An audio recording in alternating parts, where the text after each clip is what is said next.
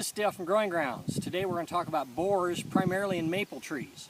The last 2-3 years we've been seeing just a huge increase in borers in maple trees. If you look closely here, this is normal bark above, and down below you start seeing holes where the bark's been. People think an animal's damaged it. But you can see an exit hole closely, and you peel this off, and underneath is the packings. It's like dry sawdust in here. And this borer has chewed away under the bark of this tree, and underneath the bark of the tree is the entire life of the tree. The water is pumped up, the food the leaves produce is pumped down right underneath this bark. And what we need to do is clean these up. If a person falls off their bicycle, a doctor cleans up the wound, carefully cut away the loose stuff. You see some green bark here on the edges. There's more down here, but I'm just going to do the top one right now. I like to use pruning paint. Some people don't like paint on cuts.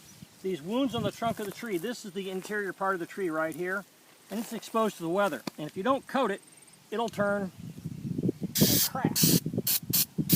Now that's a little bit heavy spray. You can also use a paint on. But the idea is to get a tar on that to keep the sun from cracking that wood. We'll come down here and we'll clean this up down here too. But it's amazing, almost every time we find these borers, it's in the southwest side of the tree, which it is here again, southwest. They seem to like the hot side of the bark to lay the eggs, have them hatch. But I'll clean this one up a little later. We'll put some pruning paint on it. And then we'll treat the tree with the bonide systemic to prevent more borers from getting in there and doing their damage. The bonide will kill everything in the tree for the rest of the year. I think it's 9 months. So clean up the wound, pruning paint, treat it for borers, and fertilize and water because it's dry and the tree's ability to take care of itself has been injured. So we'll fertilize it to make it stronger and water. By the way, the borer is a worm. It's a flat, thin worm. People aren't really sure what it is, but it's just a little skinny, flat worm.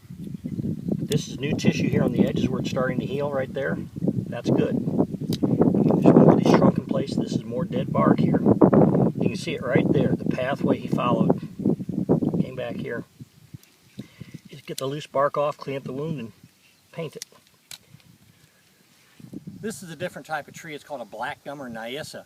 But it also has some borer damage down here that's been covered and treated already.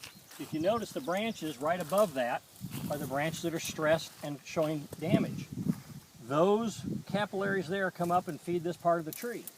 And it does spread around somewhat, but obviously this damage on the trunk is causing some of these dead branches. That's why it's important to treat and take care of it. Keep the critters out of your tree. This is another tree that has borer damage. All this area here has been chewed away by the borers. This is the heartwood of the tree. See the cracks? This is what I like to use pruning paint for. There's a lot of different kinds of pruning paint. I'm going to use brush on this time just to show you the difference. When you brush this on, it seals that up and stops it from cracking further. Now, some people say that pruning paint slows the healing process. Yes, it does. But if you don't paint this, this whole area will just start to rot and deteriorate. The tree breaks in half and falls down. I'm a big advocate of pruning paint on open wounds like this. Just take your time, don't make a big mess, and coat it all. Here's a piece of loose I didn't notice. Take the loose stuff off. I got tar on it. Take the loose stuff off, and then coat underneath. When you're completely done with everything, just rub it over one more time, and then check it again in a couple months. You want to keep a good coating on here. This tree will heal at the rate of 1 inch a year. See, these edges are rolling in already. It'll start to close. This is going to take 3 or 4 years for this one to heal. This is a big damaged area. So fertilize and water the tree. Keep it coated moderately. Don't get carried away. And just check it at least twice a year. And in 3 or 4 years, this tree will be fine again. Instead of cutting it down and replacing it, a few minutes of care a couple times a year, and we'll be fine.